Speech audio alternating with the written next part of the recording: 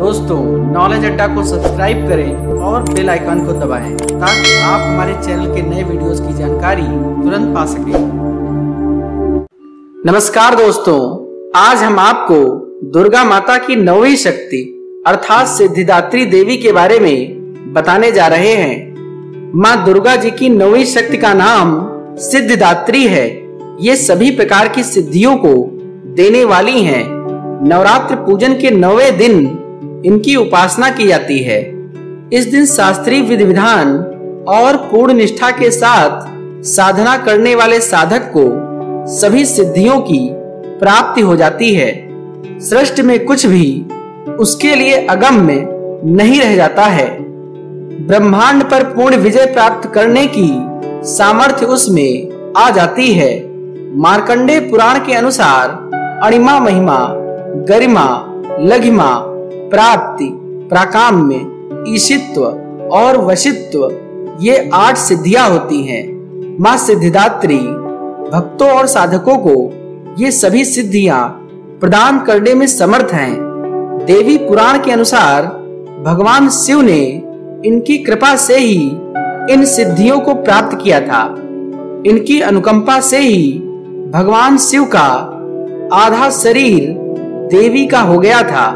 इसी कारण वे लोक में अर्धनारीश्वर नाम से प्रसिद्ध हुए थे। माँ सिद्धिदात्री 4 भुजाओं वाली हैं। इनका वाहन सिंह है। ये कमल पुष्प पर भी आसीन होती हैं। इनकी दाहिनी तरफ के नीचे वाले हाथ में कमल पुष्प सुशोभित है।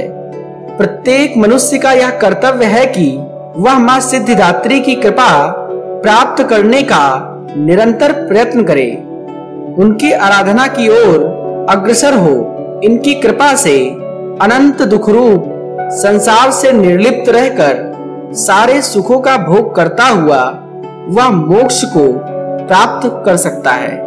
9 दुर्गाओं में माँ सिद्धिदात्री अंतिम है।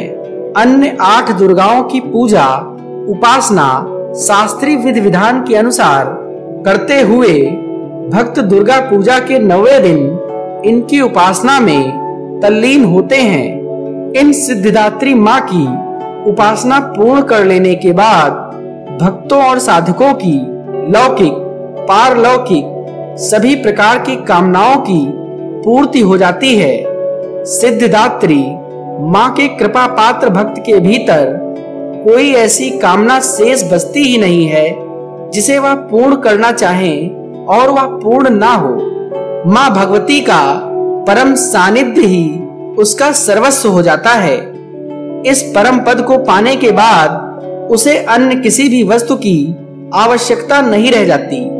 माँ के चरणों का यह सानिध्य प्राप्त करने के लिए भक्त को निरंतर नियम निष्ठ रहकर उनकी उपासना करने का नियम कहा गया है। ऐसा माना गया है कि माँ भगवती का स्मरण, ध्यान, पूजन हमें इस संसार की असारता का बोध कराते हुए वास्तविक परम शांतिदायक अमृत पद की ओर ले जाने वाला है। विश्वास किया जाता है कि इनकी आराधना से भक्त को अणिमा, लघिमा, प्राप्ति, प्राकाम्य, महिमा, ईशित्व, वाक सिद्ध, अमृतत्व भावना सिद्धि आदि समस्त सिद्धियों, 9 निधियों की प्राप्ति होती है।